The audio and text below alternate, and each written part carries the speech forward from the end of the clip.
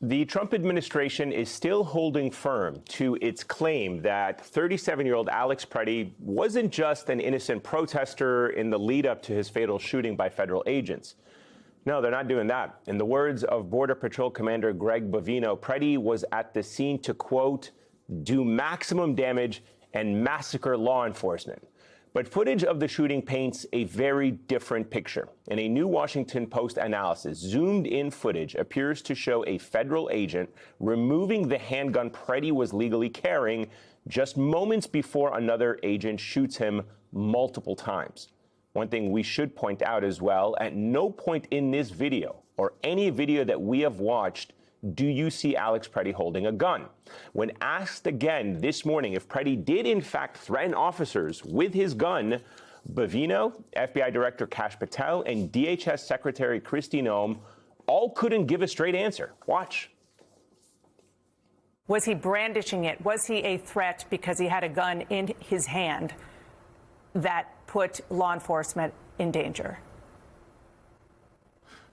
Dana, we heard the law enforcement officer say gun, gun, gun. So at some point, they knew there was a gun. Was the gun visible, or did Border Patrol see the gun after they shot him? Again, all those pieces of the investigation are being led by DHS and HSI, and I don't want to comment on their ongoing investigation. Did he say, I'm going to kill you, or did he leave a note? How do you know that was his intent? You know, part of this investigation will be hearing from those agents and officers and people on the ground. Joining us now are Jason Hauser, former chief of staff for ICE under President Biden, and George Conway, attorney and president of the Society for the Rule of Law. He's also running for Congress in New York's 12th congressional district. Jason, I'll start with you. Your reaction to the contrast between what we're hearing from officials and what they're saying, and the fact that, you already have people in the administration coming out and describing Alex Preddy as a would-be assassin, as a domestic terrorist, and yet when they get pressed to substantiate any of their allegations, they throw their hands up in the air and say, oh, the investigation is going to determine that, and it's investigation being led by an agency that is ill-equipped to do so. Yeah, thanks for the question. I think my thoughts come around two or three different key points. First, I asked myself, as a former chief of staff of ICE, is how would these investigations typically happen? There would be a multi-pronged, multi-agency review, sort of unbiased, out of the political sphere, out of social media, review investigation that would include interviews, going through the surveillance video, et cetera. This would happen in typical ICE practice, whether there's a death in custody or whether there's a use of force in this instance. But clearly, we have a situation. On the second point is we have a situation where this is now being adjudicated in the public sphere and on social media and the media. That is not helpful to law enforcement. That is not helpful to the public, and that is not helpful for the continued trust in federal law enforcement to carry out their mission going after national security threats. Two, we have to ask ourselves strategically, why were these officers in this neighborhood? What was in the public safety interest that they were carrying out? We can clearly see that tensions are heightened, that it is not just tactically on the ground for officers to de-escalate, but it is for senior leaders of federal law enforcement and the government to de-escalate these situations and focus law enforcement on national security and public safety threats. That is not what is occurring, clearly, and we need to have a reset moment in this specific in Minnesota, and we need to ask ourselves, and the government and the law enforcement needs to ask themselves, how are we going to be able to carry out our mission, and how are we going to keep communities safe? George, you have been a lifelong conservative, I guess, until recently. I don't know how you identify yourself now that you're running in a Democratic primary. You've been a member of the Federalist Society. I'm wondering what you make of the comments from Trump administration officials suggesting that the fact that Alex Preddy had a firearm on him meant that they were justified in shooting him. How does that sit with you? What does that suggest about how this administration feels about Second Amendment rights? Well, that's just legally atrocious. It's legally wrong. You have the right to carry a firearm under the Second Amendment. In Minnesota, you have the right to carry a firearm. And what the point, they lie. That's what this is about. They are lying, and they're creating an after-the-fact excuse for a murder. And this is what they do. they lie. We have a sociopath of a president who is a pathological liar. And unless you lie on his behalf, you lose your job. And he surrounded himself by other sociopathic liars. So all you're going to hear from this administration are lies about this. And we have to stop saying, well, this is what a normal administration would do. This is what a normal DHS would do. This government is a criminal organization at this point. And what they're going to do is they're going to cover this. They're going to cover this murder up, and they're not going to investigate it. And we have to start talking about impeachment and removal of the president and senior cabinet officers. Jason, I have to ask you about Attorney General Pam Bondi. She sent a letter to Governor Walz basically saying, you know, I'd be willing to call off ICE, get them out of your city, your state, but hand me over a couple things, the most, I guess, eye-popping of them being your voter rolls.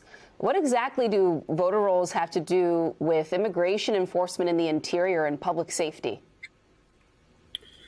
Migrants can't vote, so they don't have anything to do with immigration enforcement. You know, and from my understanding and my time at DHS, CBP, and ICE, the Minnesota Department of Corrections has always had a relationship with immigration enforcement officials, turning over those that are criminally convicted criminals and those that are national security and public safety threats. And in these instances, in this instance, let's just look at this specifically, what happened on the ground here. You had dozens of Border Patrol officers responding in an instance in these sort of heightened, you know, circumstances where there's a lot of tension and fear on all sides, where officers potentially are not trained even to sort of carry out this. Border Patrol has a national security mission on the border, not in these communities. But we have a situation now where dozens of thousands of officers across the state of Minnesota are off their normal mission set. That's going after human smuggling, counterterrorism, human trafficking, drug smuggling.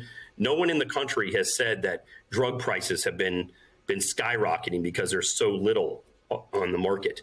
But to the question of the attorney, you know, or the questions that the Attorney General raises to your question, is clearly this is not with the sort of typical operations of immigration enforcement. There's 1.5 million people that have final orders of removal that have exhausted their pathways to be in the country. And there is a small subset of individuals that have taken advantage of a broken immigration system that no one is now talking about fixing. Enforcement is just one piece of an immigration continuum. No one's talking about that. But this idea that we shouldn't have Border Patrol, FBI, ICE focused on actual convicted criminals and humanely removing, it sort of takes it away from what the public believes is ongoing, and it breaks down the public trust. And one final point is this erodes the relationship between federal law enforcement agencies and federal law enforcement and state and local law enforcement. This could take decades to rebuild. No, I mean, and you look at, I'm going to go to George now, but you look at, there's a lawsuit from the Minnesota Bureau of Criminal Apprehension and the Hennepin Attorney's Office suing the administration, saying, don't destroy evidence. We need to have a pause. We need, this is, the concern is so great that this administration is just blatantly lying and destroying evidence. How can the American public trust anything that's coming out of this administration when they see with their own eyes in video footage that completely contradicts their narrative, and they are reminded yet again that at the end of the day, people can see and process information? Again, this is a criminal president and a criminal administration, and they are engaging in crimes, and they are covering up these crimes. And this isn't about immigration enforcement. The letter from Pam Bondi talking about voter rolls demonstrates that it's not about immigration enforcement. This is totally and completely, any serious scholar of international relations and history will tell you this is straight out fascism. They're using ICE and the Border Patrol not as immigration enforcement tools. They are using them as brown shirts. And there's been talk about, oh, these people aren't trained. And a lot of them aren't trained. But the people who pull the triggers on Renee Good and on Alex Preddy, They were experienced. Okay, this what's happened here is you have a police force that's beholden to a president that's being told, we have your backs no matter what. Do what you will to these people. Do what you will to the public, because they want to intimidate and scare people. They want to control people. And the voter rolls, this is about the election. This is about ending democracy. We have to stop pretending that there is some argument that there is some legitimate law enforcement concern here, because there isn't. These people are destroying the Constitution. They are trying to destroy democracy, and they are using the mechanism of armed officers with masks who are just beating up citizens and killing citizens. They are using that tool to create disruption so that they can use more force to eliminate the possibility that they could be removed from office and suffer criminal sanctions for the crimes that they are now committing. That is what is happening in the United States today. And if we say it in any words that are less blunt, we're not telling the truth to the people.